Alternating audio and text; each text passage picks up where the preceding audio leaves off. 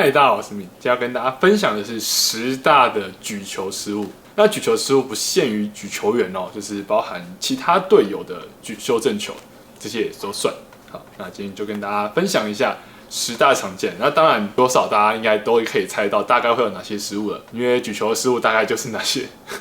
第一个要跟大家分享的是所有攻击手腰的杀手，就是举太开。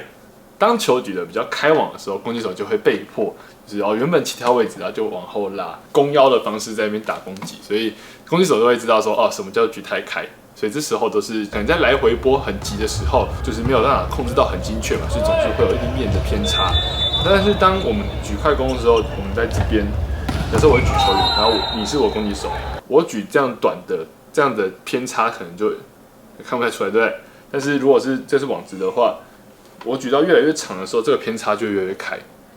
好，同一个角度，它只是直直的往开的地方跑，所以这时候对攻击来说就是就很明显就是举太开。所以当球举得越长的时候，其实它越容易举开，然后这个精准控制就是变得比较困难一点。好，那第二个常见的举球失误呢，就是举太短。太短的话，就是假设我们想要举的是长弓，网子边在这边，我从这边想要举到长弓过去，那预期在这边达到攻击球，但结果我举得太短，然后举到这边来，所以这时候球偏短的时候，其实对攻击手来说，球偏短的话，我们正常的攻击点在这边，然后结果球就是离我的攻击点还有一个手臂，甚至是2个手臂差的宽度，所以跟原本的攻击点偏离了。然后本来在这个攻击点的话，我手可以拿到这么高，但是在那个攻击点的话，我手就被迫要降到这边，所以击球点就会变低。那这时候就很容易会被拦网手拦到。所以其实很多时候攻击的过程攻击被拦到是一个结果，但中间要怎么去判断这个球是因为举球员还是因为攻击手，然后去做协调，这个东西就是需要去细看的地方。魔鬼藏在细节里。第3个常见的失误其实跟刚刚那个有点类似，就是举到击球位置的时候没有高度。就有些球其实它在举到长弓的过程，或者举第一块的过程，这些都是比较有距离的东西，有距离的战术嘛。那举到长弓的时候，它也许到位了，但攻击手的击球点在这边，然后它到位的时候，它在这个地方，所以对他来讲是太低了，所以它变成是它可以这样打，变成是这样子打。那这样子击球点太低的时候，也很容易陷入就是在拦网手的下面，然后怎么打就是撞墙。所以这个东西也是可以去注意的地方。举球员有没有办法让攻击手在一个最好、最高、伸展最长的地方打到这颗球？我觉得这也是一个很大的难处。如果做成功的话，他就是一个非常厉害的一个举球员，因为你让所有攻击手都让他发挥出他最好的打点，那这个就是一个举球员最大的功课。第4个的话就是有矮就会有高嘛，那就是举太高。那举太高，他没有说不能打，但是也有可能会没有办法打，因为举太高，通常没有跳，然后就再跳一次啊。可是当球举到一个刚刚好、一个尴尬的位置的时候，球举上去，然后掉下来，你本来预期就跳上去打嘛。那尤其是快攻的时候，你会跟球一起跳，所以快攻球你球上去了，然后你的球比预期的高，然后你的人已经开始往下掉，然后球就开始掉下来。那这时候就会真的完全挥不到，所以举太高对快攻来说非常伤，因为他真的是没有办法去解决这一颗球。然后对第2个时间攻击手来说，他可能就蹲一下，然后重新跳，可能就变得比较没高度，但是还可以处理。第5个常见的举球失误就是后排的离网距离。就有时候举球员因为举后排，就跟刚刚说的一样，他可能不是一个我举球就朝着这边举。朝着这边举就这么容易的东西，因为后排的话，它是一个刻意要举开。当你不小心举真的太开了，那这个开又变得太开，等一下绕口令。当你举开的时候，假设这边是网子嘛，对，好，我朝着这边举，然后跟我朝着这边举的话，这边也许你都还打得到，这附近可能都在2-3米左右的地方，但是我再举更开了，哇，就变4-5米，那个延伸出去之后，你真的是连摸都摸不到。所以举球员举后排的时候，他的难处就是他必须要控制在不要太贴网，又不要太开网，然后又要够长。所以在举老大跟老三的时候，其实比较常会出现这样的状况，就是举太开或是举太贴。好，第6个常见的举球失误呢，它是跟刚刚这2个都是比较进阶的举球才会有的困扰，因为我们的举球观念中，通常会习惯去钓比较大的边。所谓的钓大边，就是假设这个是网子这一块，好，大家看得到这个荧幕前面是网子这一块，举球员在这边，他举这一边长弓，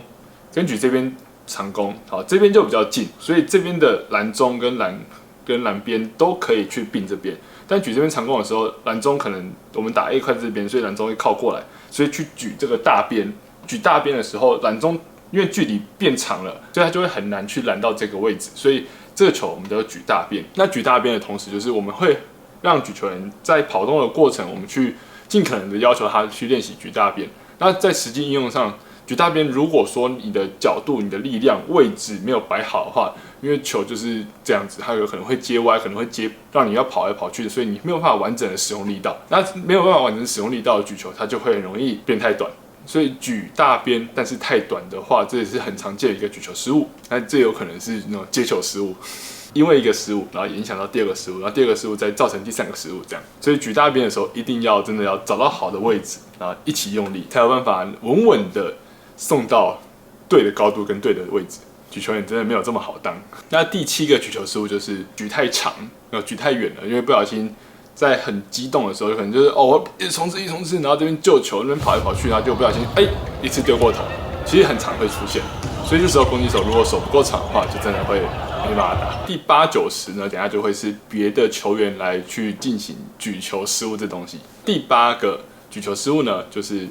修正球，然后举太长，因为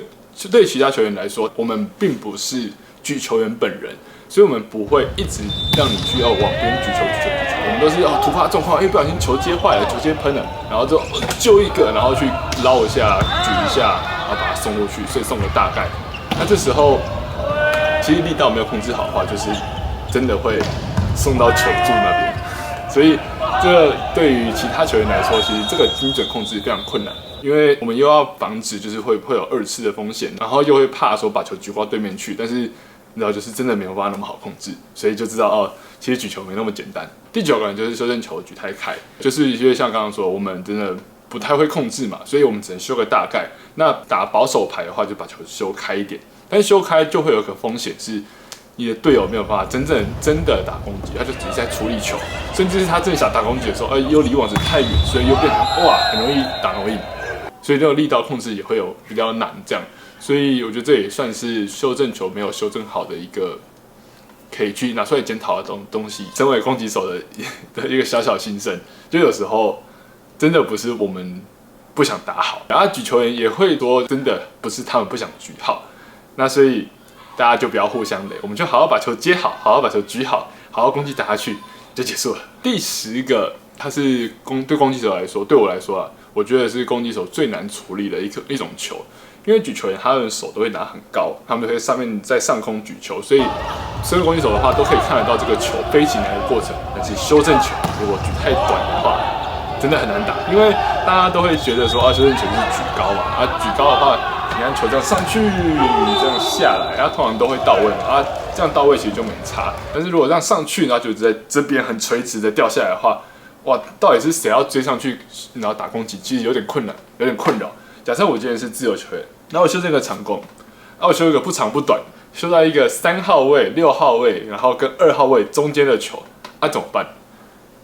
到底是谁要打，还是老三要来打？其实你知道这会就有点尴尬。所以修正太短，其实除了会让大家都不知道是谁要来处理之外，就是对攻击手来说，又是一个身体要歪着打的一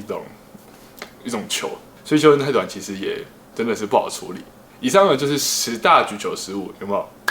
是不是很常见啊？就像刚刚说的，就是其实这些球真的没有那么好处理。对举球员来说，他要100%的把球一直送到同样的位置，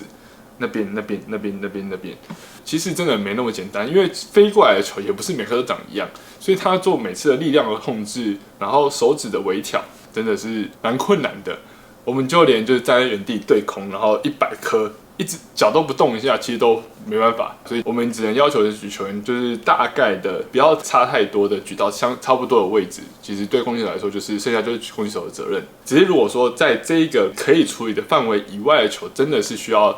一起检讨。这样攻击手可以拿出来接球可以先检讨说接球有没有接到位，然后举球员就可以拿出来说这个真的是太开还是太怎样的。那攻击手相对来说，如果他这样子造成失误的话，那他也可以检讨说，那他有没有更好的打法可以解决这种球？所以我觉得失误它其实是一个接一个，一个接一个互相造成的，所以它并不是说是某一个人的责任。我觉得归咎某一个人的责任其实是不太好的一件事情，这样，因为打球我又不是说我这个球直接接在地上，